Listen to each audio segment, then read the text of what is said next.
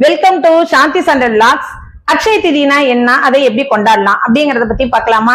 அக்ஷய திதி அன்னைக்குதான் பரசுராமர் அவதரிச்சாரு. கங்காதேவி நம்ம பூமியை நோக்கி வந்த நாளும் அக்ஷய திதி அன்னைக்குதான். வியாசர் பகவான் மகாபாரதத்தை எழுதுனதும் அக்ஷய திதி அன்னைக்குதான்.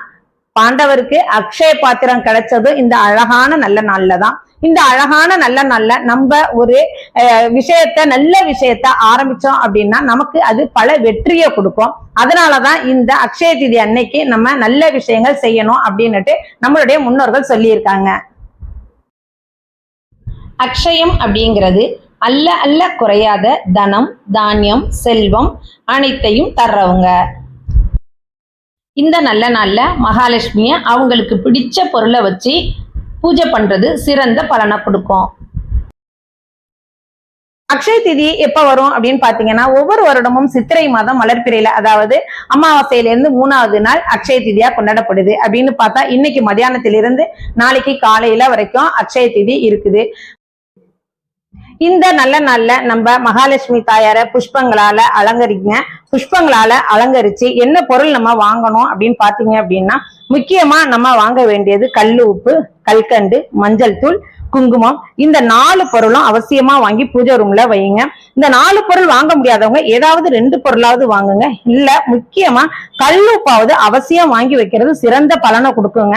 இது மாதிரி செஞ்சு நம்ம மகாலட்சுமி தாயாருக்கு நைவேத்தியம் பண்றதன் மூலியமா நம்ம அந்த தாயோட அருளை கண்டிப்பா பெற முடியும்.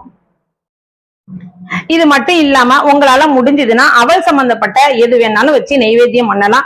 அவல் பாயசம், அவல் லட்டு, வெறும் அவல் சக்கரை கலந்து கூட வைக்கலாம். இன்னைக்கு நான் அவல் லட்டு வச்சு சாமி கும்பிட போறேன். உங்களுக்கு தங்கம், வைரம், வெள்ளி வாங்கக்கூடிய பொருளாதாரம் இருந்துச்சுன்னா தாராளமா வாங்கி வைங்க. அதுவுமே நல்ல விஷயம் தானே. தங்கம் வாங்குறது நல்ல விஷயம்தான். கண்டிப்பா உங்களால முடிஞ்சதுன்னா அதை வாங்கி வைங்க. முடியாதவங்க கண்டிப்பா இந்த 4 பொருட்களை வாங்கி அவசியம் உங்க பூஜை ரூம்ல வைங்க. அதோட முக்கியமா மறந்துடாதீங்க, அன்னதானம் பண்ணுங்க. நீங்க எவ்வளவு பொருள் வாங்கினாலும் பரவாயில்ல, ஒருத்தருக்காவது ஒருவேளை சோறு போடுங்க. அது ரொம்ப சிறந்த பலனை கொடுக்கும்.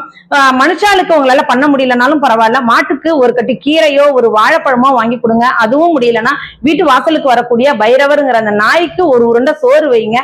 இதன் மூலியமா நம்ம மகாலட்சுமியோட அருளை கண்டிப்பா பெற முடியுங்க. அதனால நீங்க தங்கம் வெள்ளி தான் வாங்கணும் அப்படிங்கிற அந்த இது இல்லாம இது மாதிரியான பொருளை, நல்ல பொருட்களை வாங்கி உங்க பூஜை அறையில வச்சாலே கண்டிப்பா மகாலட்சுமி உங்க வீட்டுல வாசம் செய்வாள். இதே மாதிரி இன்ட்ரெஸ்டிங்கான இன்னொரு வீடியோல உங்களை நான் மீட் பண்றேன். நீங்க இந்த வீடியோ உங்களுக்கு பிடிச்சிருந்துச்சு அப்படின்னா லைக், ஷேர், கமெண்ட் பண்ணுங்க. புதுசா பாக்குறீங்க அப்படின்னா சாந்தி சண்டர் வ்ளாக்ஸை சப்ஸ்கிரைப் பண்ணிட்டு பாருங்க. உங்க ஃப்ரெண்ட்ஸ் ரிலேட்டிவ்ஸ்க்கு நிறைய ஷேர் பண்ணுங்க. பாய்.